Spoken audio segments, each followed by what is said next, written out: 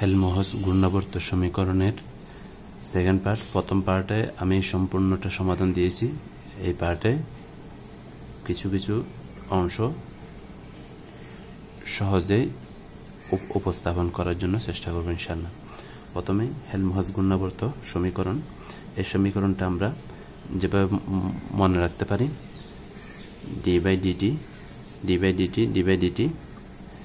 Omega x divide by rho omega y divide by rho omega z divide by rho. অর্থাৎ প্রথমটা x অক্ষর সাপেক্ষে বিবেচনা করব, দ্বিতীয়টাকে ওয়াই অক্ষর সাপেক্ষে বিবেচনা করব, 3 নাম্বারটাকে জেড অক্ষর সাপেক্ষে বিবেচনা করব। তাহলে প্রথমে আমরা omega x del u omega y del v omega z del ডব্লিউ লিখে ফেলব। রো তো আছে অবশ্যই। তাহলে এক্স অক্ষর সাপেক্ষে যেহেতু বিবেচনা করব, তাহলে তিনটাকে আমরা এক্স অক্ষর সাপেক্ষে আংশিক অন্তরীকরণ করব। দ্বিতীয়টাকে আমরা ওয়াই এর সাপেক্ষে আংশিক অন্তরীকরণ করলাম। 3 নাম্বারটাকে আমরা জেড এর সাপেক্ষে আংশিক অন্তরীকরণ করলাম। এটা আপনারা প্রথম ভিডিও থেকে দেখে নেবেন।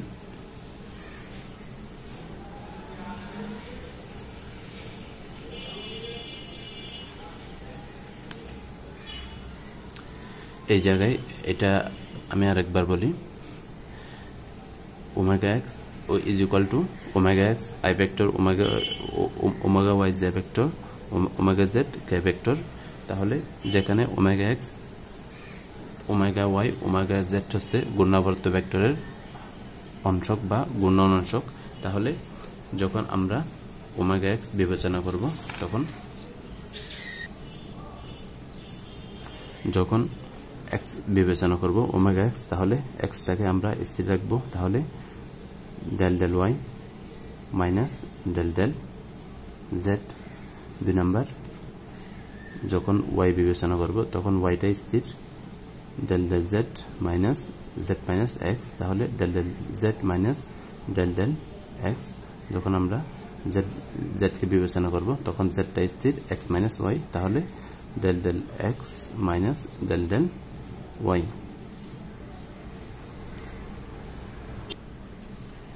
এখন ইউ ভি ডাব্লিউ এগুলো আমরা কিভাবে দিব, আমরা যদি একটু লক্ষ্য করি, এখানে ওমেগা জেড, তাহলে আমরা এখান থেকে শুরু করব, শেষ থেকে ইউ ভি ডাব্লিউ। আবার এখান থেকে আবার শুরু করব, ইউ ভি ডাব্লিউ। তাহলে এই অংশটা এখন সহজ হয়ে গেল। একইভাবে এই অংশটা আমরা কিভাবে মনে রাখবো, 7 নম্বরে আমরা যদি লক্ষ্য করি, যখন আমরা এক্স এর সাপেক্ষে আংশিক অন্তরীকরণ করছিলাম,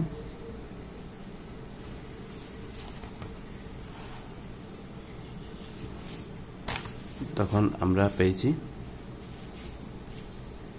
ইউ ভি ডাব্লিউ, আমরা এখান থেকে পাই।